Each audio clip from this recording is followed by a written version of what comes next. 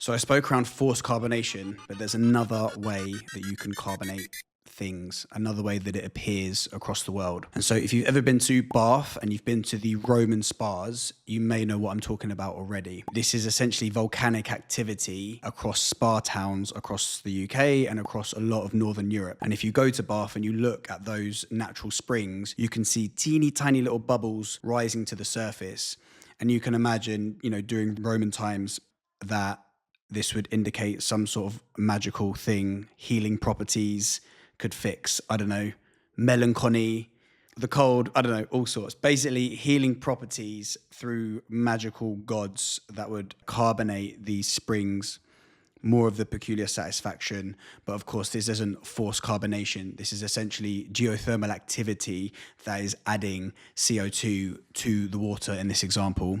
But interestingly, this is another sort of tangent on the history of carbonation and even some of the vernacular that we use today. Two places in particular are important. The town of Spa in Belgium was one of these massive hot springs, had one of these really famous hot springs, a central location during sort of the Roman occupation of Europe. And they then named other towns with natural springs as spa towns. So we get the word spa from the town of Spa in Belgium because it had a big natural spring and because it had this very sort of light, bubbly carbonation and magical properties and that sort of stuff. And the second one is the town of Selters in Germany, which has, again, another network of natural springs, each with sort of small bits of carbonation present. And from Selters, we get the term seltzer, because again, it was a really popular spot. And what people would do back in the day is bottle and sort of sell and flog magic water to as a product across Europe and across the world, I'm sure. And so that's where seltzer gets the common name. We refer to fizzy drinks, particularly in America, but we refer to fizzy drinks as seltzer.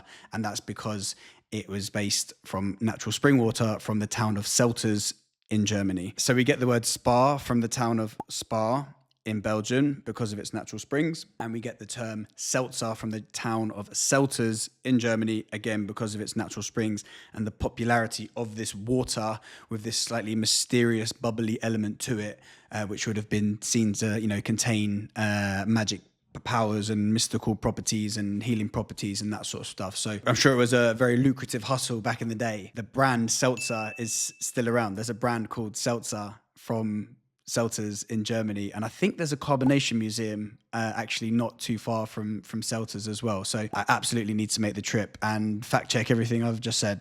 Here lies a tangent that's not to do with forced carbonation, but it's just sort of the natural process of adding carbonation to a liquid. Another one would be fermentation, I guess, but that's a whole beast unto itself and a topic for another time, I'm sure. So some more thinking content for you, and always follow for more drinks and things. Peace!